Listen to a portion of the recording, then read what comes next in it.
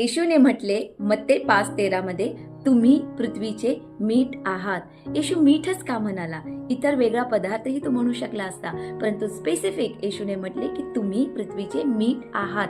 मीठ हा पदार्थ जर तुम्ही पाहिला तर त्याच्यामध्ये काही गुणधर्म असे आहेत, जसं की मीठ हा प्रिझर्वेटिव्ह म्हणजे एखादा पदार्थ राखून ठेवण्यासाठी, दीर्घकाळ टिकून राहण्यासाठी त्याच्यामध्ये मीठ हा वापरला जातो.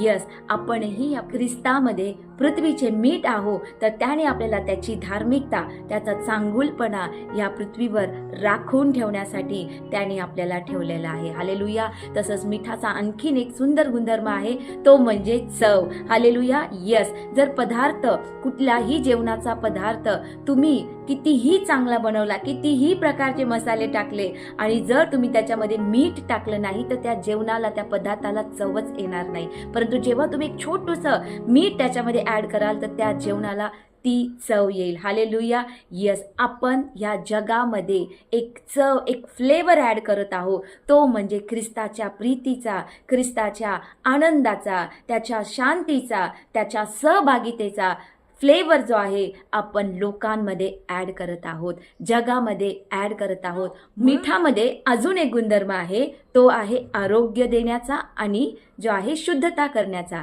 यस, आणि ऑलरेडी परमेश्वराने आपल्याला त्याच्या पवित्र रक्ताने शुद्ध केलेले आहे आणि त्याने आपल्याला रोग्यांना बरं करण्याचा अधिकार दिलेला आहे. हालेलुया.